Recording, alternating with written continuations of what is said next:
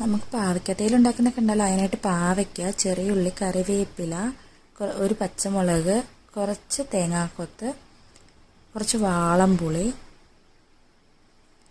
തേങ്ങ എടുത്തിട്ടുണ്ട്, കുറച്ച് മുളക് പൊടി, കുറച്ച് മല്ലിപ്പൊടി, കുറച്ച് മഞ്ഞൾപ്പൊടി. ഒരു പാത്രം വെച്ച് അതിലേക്ക് നമുക്ക് എണ്ണ ഒഴിച്ചു കൊടുക്കാം.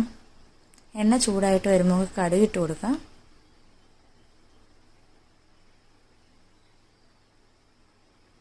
ഇതിലേക്ക് അരിഞ്ഞു വെച്ചിരിക്കുന്ന ഉള്ളി ഇട്ട് കൊടുക്കാം. നന്നായിട്ടൊന്ന് വഴറ്റിയെടുക്കുക.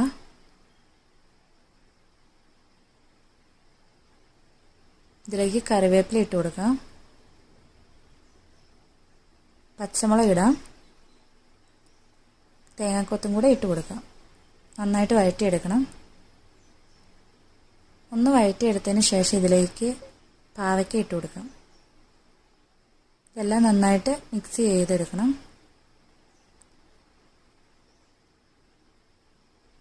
ആവശ്യത്തിനുള്ള ഉപ്പും കൂടി ഇട്ട് കൊടുക്കാം. വേറൊരു പാത്രം വെച്ച് അതിലേക്ക് കുറച്ച് എണ്ണ ഒഴിച്ചു കൊടുക്കാം. അതിലേക്ക് തേങ്ങ ഇട്ട് കൊടുക്കാം. തേങ്ങ നല്ല ബ്രൗൺ നിറമാകുവോളം വറുത്തെടുക്കണേ. ഇടയ്ക്ക് പാവയ്ക്ക ഒന്ന് ഇളക്കി കൊടുക്കാം. തേങ്ങ കളറ് മാറി വന്ന് തുടങ്ങിയിട്ടുണ്ട്. ഇവിടെ നല്ല ബ്രൗൺ നിറമായിട്ടുണ്ട്. ഇതിലേക്ക് നമുക്ക് പൊടികൾ ആഡ് ചെയ്ത് കൊടുക്കാം. പൊടികളിട്ട് നന്നായിട്ട് മൂപ്പിച്ചെടുക്കണം. ഇവിടെ നന്നായിട്ട് മൂത്ത് വന്നിട്ടുണ്ട്. ഇത് നമുക്ക് മിക്സിയിൽ അടിച്ചെടുക്കാം. മിക്സിയിൽ അടിച്ചെടുത്ത് പാവയ്ക്കായിലേക്ക് ചേർത്ത് കൊടുക്കാം. നന്നായിട്ട് മിക്സ് ചെയ്ത് കൊടുക്കാം. കുറച്ച് വെള്ളം കൂടി ഒഴിച്ചു കൊടുക്കാം.